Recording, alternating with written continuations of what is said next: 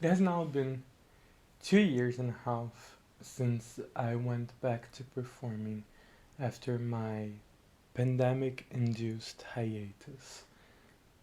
And I remember that at the time that I went back to performing, I was so starved for touch, human contact, and I was saying that whenever I thought of myself going back to stages, my first vision was of shows where I ask a bunch of strangers to come up to the stage and lick me. And this was a thought that truly ended up being a lot of what Intimacy with Vanessa Júpiter actually would come to be. Welcome to Vanessa Júpiter's sitting room.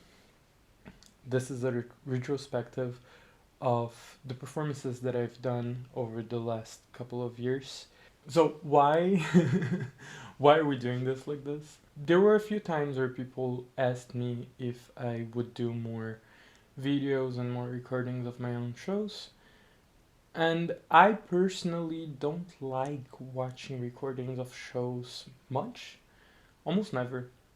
And I know that I would actually appreciate from an artist that I personally like to hear their own perspective of what a show or their artwork was. And for the performances that I do put more effort into and that I would consider more finalized works, I would be happy to, create a dynamic with myself and with my YouTube channel where I come here and I tell a little bit about it. Whenever people ask me, what is your drag? What is your drag like? Since March, my answer has consistently been, well, I just went through probably the most interesting artistic thing I've ever done in my life. Most definitely my favorite artistic project I've accomplished so far. And now it just ended. Right now, I can tell you everything about this artistic project, and I cannot tell you at all what the future holds. Often, I've had the idea, whenever I had this conversation, of just coming to YouTube and, creating a resource on YouTube for people who are interested in my art. You're welcome, world. Where I once and for all do the definitive account of what Intimacy with Vanessa Jupiter was, where it came from, and how it came to be, and what the specific performances of Intimacy with Vanessa Jupiter were like. As much as for me it was very obvious that the first Intimacy with Vanessa Jupiter and my return to stages needed to be by myself in order to have the time and that space for myself to properly come back, I also knew from the beginning that if I continued hosting shows, I would not want maybe any of them to ever be me as the only artist on the stage. And again, something else that I'm grateful for is the fact that it hasn't happened again. I have actually successfully had other people collaborate with me in every subsequent show that I've done. And so Intimacy with Vanessa Jupiter, no qualifiers, no special edition, just the first Intimacy with Vanessa Jupiter comes.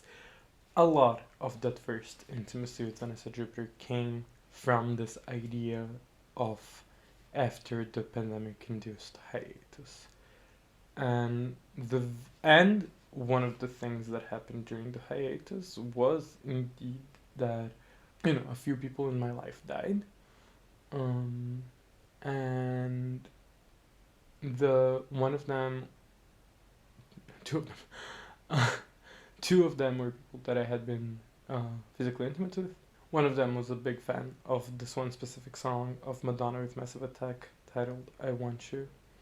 I've always loved the song, and um, and I decided to open Intimacy with Vanessa Jupiter, the series of performances, with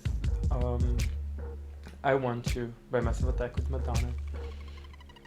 And I did a very uncomfortable striptease where I slowly revealed that my body was covered in fake wounds that I did myself. And by the end of the striptease, I fully I'm fully naked. And then during the cover of Anony of I Will Survive starts playing, and of course I will survive. The first thing that I do when I start lip syncing to Anony's I Will Survive is that I start pulling off one of the fake wounds from my body, and I have someone else from the audience finish removing it from me. Then I start walking through the audience and inviting people to keep on removing the fake wounds from my body, and they do until I am completely healed, of course. So this was the grand opening of Intimacy with Vanessa Júpiter, which to this day, 2 years and a half later, I'm still really proud. I still think it was a really killer opening performance for after years of hiatus. After that, a few themes become recurring in most Intimacy with Vanessa Júpiters, but not all of them. Some of the recurring subjects were doing a Vanessa Júpiter reads, as people who are more familiar with me from YouTube than from anything else are going to be happy about. I did try to bring a text to read in most of these performances. There was a recurring theme of healing and talking a lot about my dislike, my personal dislike of the idea that we will get stronger uh, from overcoming adversity. This is a key that I hit over and over again in many of my shows about how the process of healing to me is not with the goal of being a better person at the end of it than I was before. It is a process of trying to find the person that I was before and, become someone new through growth and change, etc.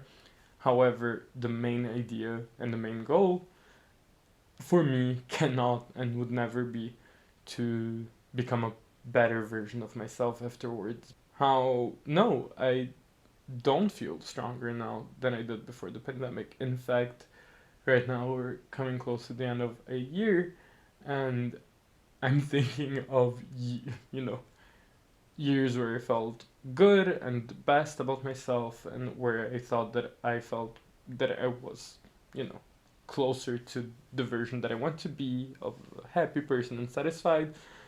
And I have to push it all the way back to 2018. And having the expectation that things will get better after adversity, to me, just it feels so imposing and scary.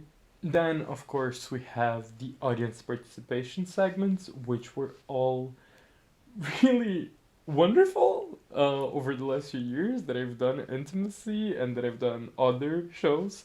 I've been really focused on audience participation, and many, many of them have been really great. In this first Intimacy with Vanessa Júpiter, I I was very happy to do what I jokingly always call Marina Abramovich Does Drag, where I put my little BDSM toys available to everybody, and on a table or on any type of surface that I have available. And then I start playing a song, which in the case of the first Intimacy was a cover of S&M by Rihanna. And I blindfold myself. And then I tell people that they can do whatever it is that they want with me. And this little thing, this little evil creature, this scratcher, which is one of my favorite BDSM toys, was one of the highlights of this first performance of mine. Someone came to the stage and literally accidentally made me bleed with it. And that person went to become my partner. In many ways, all of it ends up coming together, both my artistic life and my private life. And then, of course, it's the first Intimacy with Vanessa Júpiter. There was only one way to finish the performance, which was with Diamonds by Rihanna. This is a recurring theme. The amount of shows that I finished with Diamonds by Rihanna is a little bit unhinged at this point, but I did finish it with Diamonds by Rihanna. However, an edited version that sounds a cappella. The theme of BDSM, of sobriety, were also recurring. But of course, uh,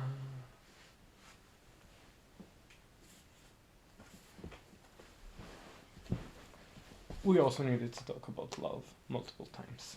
And Vanessa Júpiter reads in the first intimacy was of the text I hope we choose love, notes on the application of justice, by Kai Cheng Tom, and a trans girl's notes from the end of the world. This was the basis of what would come to be my favorite series of performances that I've ever done. Then I was invited by a fellow performer from Berlin called Ella Fuchs to perform in her show called For Fuchs' Sake, and I decided to bring a shortened version of Intimacy. I had about 20 minutes to do something, and I did do something in 20 minutes. And I managed to pack a lot of the stuff that I just said that would be recurring themes in Intimacy. That first, spin off, anger, talking about anger, talking about the experiences of capitalism and how companies are too powerful sometimes, and that going against a company is often a completely depowering uh, experience, because we only hit people who are underpaid and like who we cannot get angry at, because after all they are not the source of the problem. But then we are angry over something that happens to us, some type of failure of the system. In my case, it was an airline's failure, and how everybody gave me all types of wrong information, and I'm entirely sure that a bunch of people gave me wrong information that made me believe that I was going to be refunded for a lot of money that I ended up losing to the airline company because there was no other solution. I lost backpacks in the process, or didn't lose it completely, but it took me forever to get stuff back from trips, and all of this was quite infuriating because it felt so inhuman, and it felt depowering, and I was extremely angry, but I didn't have anyone to direct this anger at, because suddenly corporations become these beasts of their own, where no one person is responsible for 1,000 problems that just cause this despairing situation for individuals. Then came darkness. Darkness was the happy performance, is how I like to call it. It really was. It was a lot of stuff about relating to vampires. It was some songs of this movie called Bloodthirsty that I did performances covering myself in blood, talking about sexual satisfaction, talking about like having a fulfilling sexual life, um, talking about BDSM again. And then 3 months later, 3 months after Darkness, which happened almost exactly at the solstice of winter of 2022, in March 2023, I had Death. This is one of my absolute favorite performances that I've ever done. It starts with me under a blanket, uh, black cape, with The Great Gig in the Sky of Pink Floyd playing. I come out from under the blanket. I'm dressed as the Angel of Death.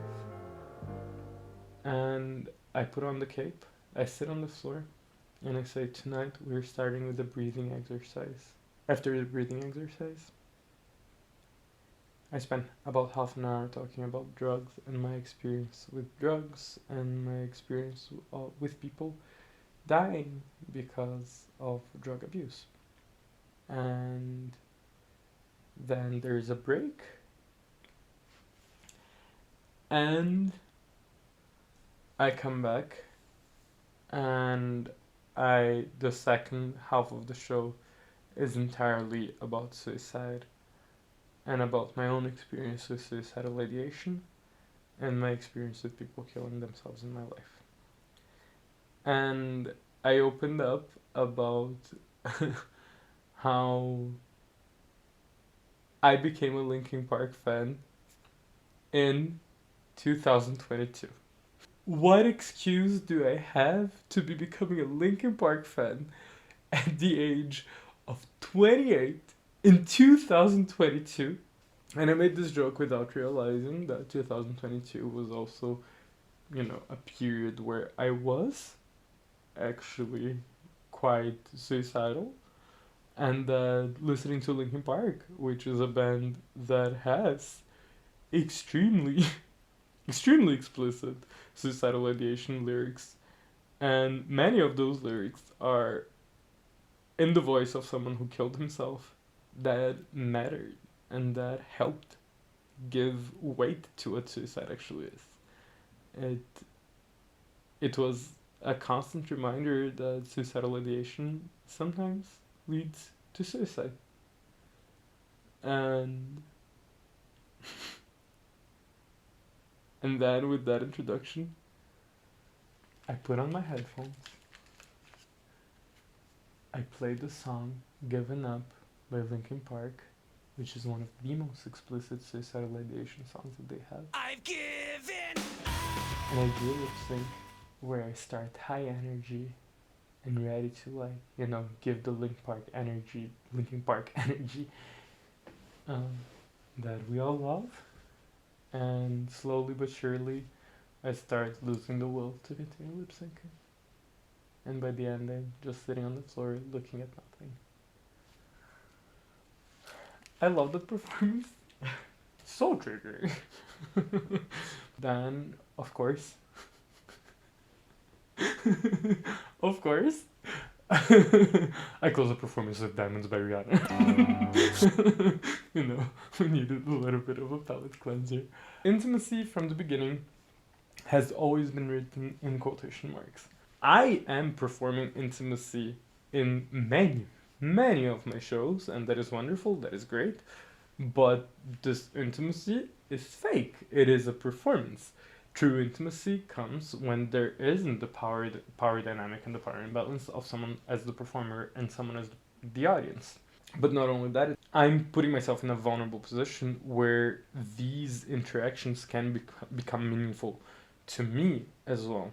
There was one more recurring theme, and this was the breach of trust. In the first intimacy with Vanessa Júpiter, that breach of trust was one of my absolute favorite breaches of trust that I've done. I did it for the first time many, many years before in another event of mine, which is inviting everybody after introducing everything beautifully and with kindness and warmth, inviting everybody from the audience to come and draw things on my body. And people come, they draw things on my body, and then at the end, before I have any time to look at what people wrote or drew, I take a jar of paint and I cover myself up. The implication here being obviously that whatever you wrote, I don't care. And remember that you wrote it for yourself. And take it, be happy with it for having written for yourself. But this is like the best representation of what the quotation marks mean to me. There is a difference between an audience and a performer that is not really surmountable. Good. And then in darkness, I told a little horror story that was believable enough, but also extremely scary. And I just told it as if it was part of, what I do, just a lot of me speaking the truth and speaking about my own personal trauma and about my own personal history.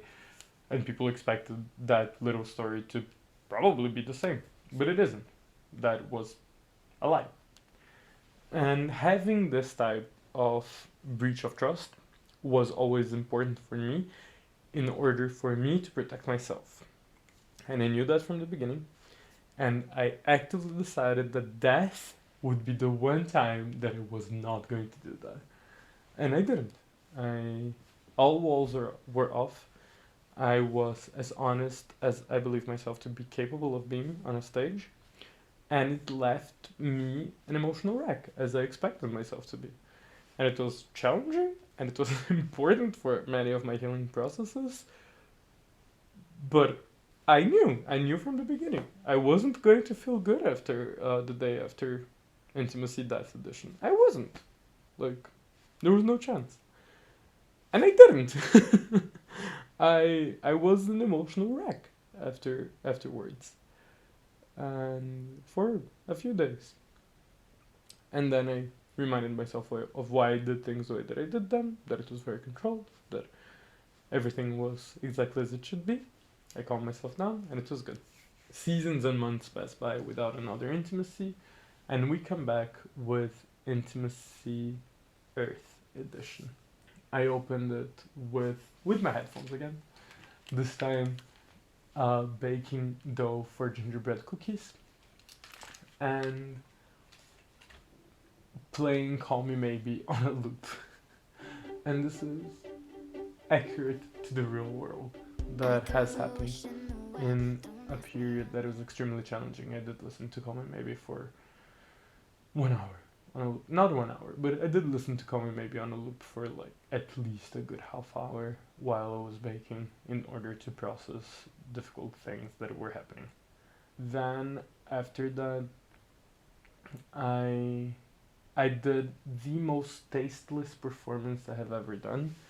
I opened up about my difficult relationship with a family member, and then I asked people in the audience to give me ideas of how to murder and hide the body of that person. And I did all of that in a really haha jokey joke tone. Like, we are not serious at all about this, about anything here. Similarly to the quotation marks, similarly to putting the paint over the words, this tone just made the performance so much heavier for me, and what I wanted from it was for it to be extremely heavy. And that's another one that I'm extremely proud of. Honestly, I think that the performance packed the punch that it was supposed to pack, and it did for me what it was supposed to do. Intimacy with Vanessa Júpiter was from the beginning about healing and about getting over difficulties and like putting a lot of my own difficulties in a stage control.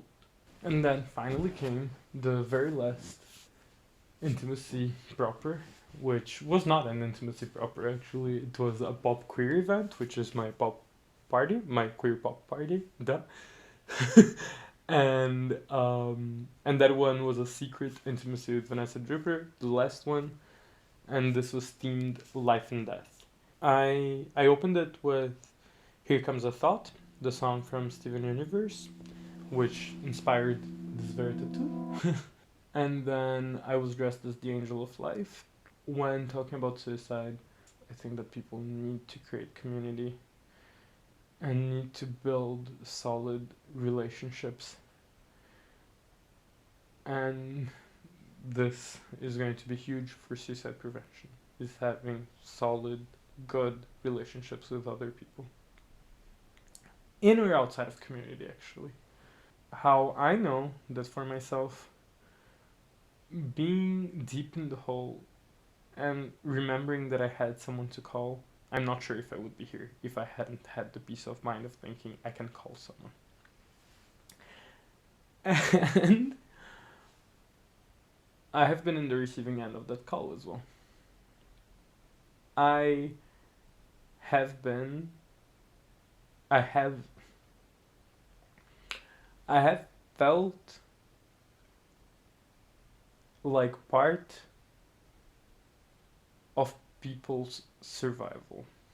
Life and death came very shortly after someone else in my life, and this time no one that was that close. But it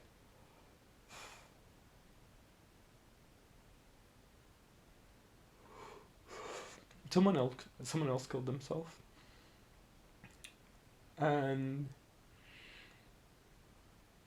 I just wanted it to stop, and the the feeling that regardless of how much I want to be the angel of life and how much I want to make sure that not a single person around me kills themselves again, that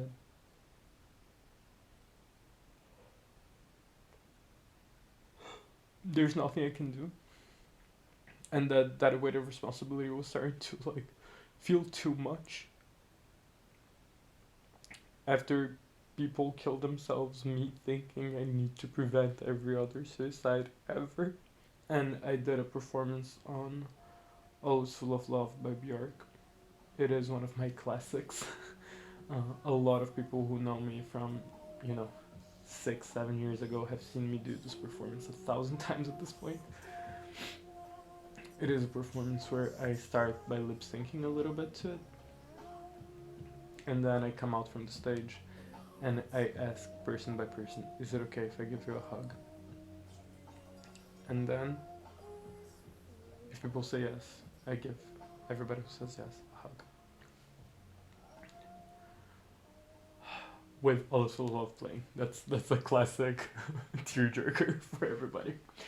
And then after that, I had a basin with soapy water and some brushes, and I invited everybody from the audience to wash off the angel of life look from my body, and people did.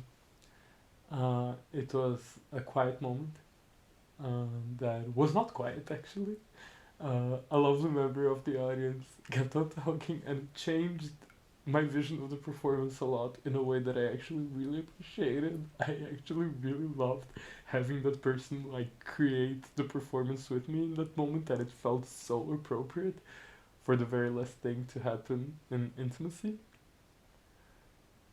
And then everything stops. I'm clean, and I talk about love, and I stress once more that my belief is that living a life with love and focusing on relations and making sure to sustain loving relations with each other is the way to move forward, both personally and societally. And then, of course, the very last song from the very last Intimacy with Vanessa Júpiter was "We Found Love" by Rihanna. Except that this wasn't all that there was to intimacy. As I said, from the first edition, I knew that I would want to have other people with me. And I knew that my focus was going to be on community oriented stuff. So this Life and Death was the final chapter, but after that we had an epilogue. It was Medieval Loophole. It was the last bigger event, bigger performance event that I created, and I thought that it was perfect.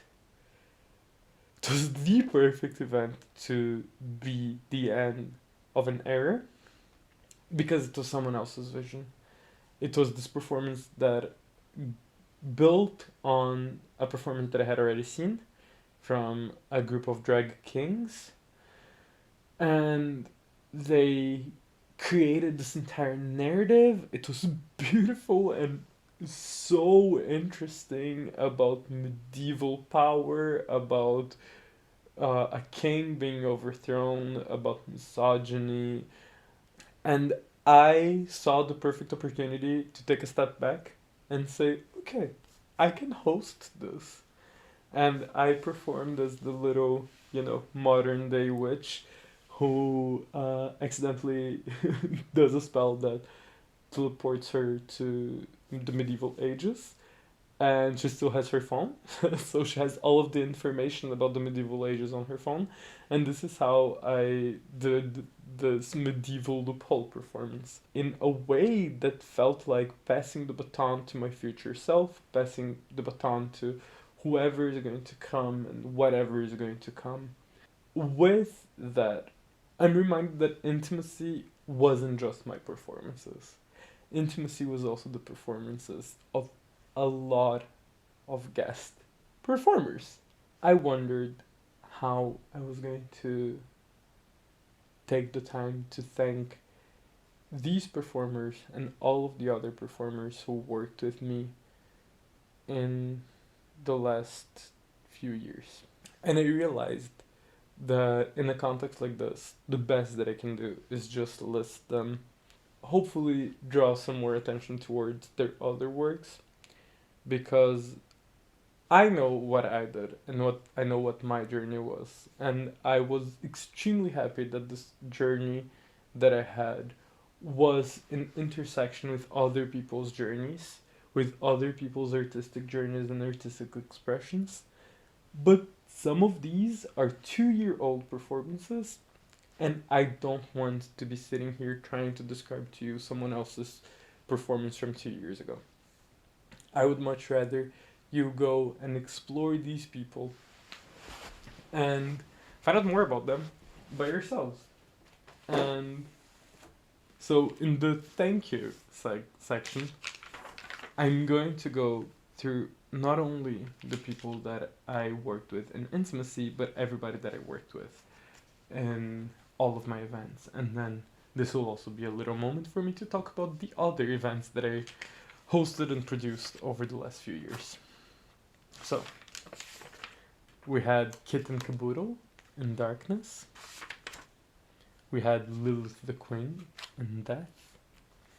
Then the very first pop queer event had the lineup of myself, of course, Lana Diamond, Morgan Wood, my drag daughter, and DJ Brown Sugar. Then we had the second pop queer, which was themed Toxicity, and it was co-hosted by Fopa, with the performances of Agnes Mitchell and BB Fantastico. Then we had the pop queer themed around relationships, co-hosted by Morgan Wood, and with the performances of Daisy Dick and Shorty. Then we had Earth, with performances by Jakob Klafs and Ugu X Chibirisa. Then I went into Double Horror, Double Drag, my show where there are two drag performers and we screen two horror movies of our choice. The first one was Drag King Desmo Dust. Then we had Pop Queer Romance, which was actually about heartbreak. We had Pop Queer Romance with Ixa, Mr. Mike P, and DJ Fortune Taylor. Finally, we had Pop Queer Life and Death with Clocaine and DJ Sparkle Teeny. And then we had another Double Horror Double Drag, this time with the performer Clasher. Then Medieval Loophole with Jean Gender and the Fools, Flamboyant, and Thea, etc. Then we continue Double Horror Double Drag. The following edition is with Chivette. And finally, the very last show that I did in 2024 was Double Horror Double Drag with Danny Darko. These were the main shows that I hosted with guest performers that were invited previously. I also was part of a couple of shows, and I had my own open stage. But and I'm grateful to everyone. I'm grateful to the people who, also put me on the stage, and to the people who participated in my open stages. But this moment I really wanted to take to the performers that I actually actively invited to my shows, and that I cannot express how grateful I am to have had the opportunity to work with every single one of you. Thank you all so much. I'm proud of the performances that I did, the individual performances that I did, and I'm also proud of my personal growth in these performances, and I'm proud to having been able and having had the energy and the impulse to involve more people in it. In truth, many of the relationships that were built and that flourished during the same time that I was doing intimacy, two massive relationships needed to take a completely new shape just as intimacy was ending, and one literally ended. It was a deeply personal journey. And at the end of the day, no matter how many quotation marks I put in there, it was actually very intimate in parts of it. Because at some point, the people who were coming to my shows were becoming involved in my life as well.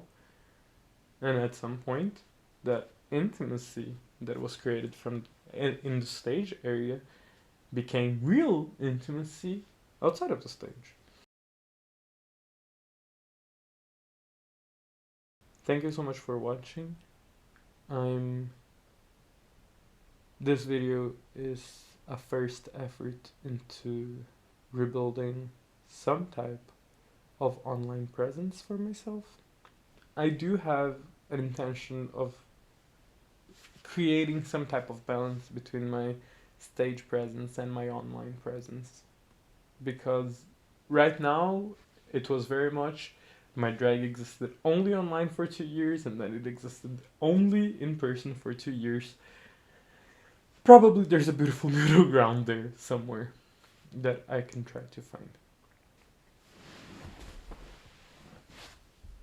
Ah, love, Vanessa Júpiter. That's how I'm supposed to end the videos.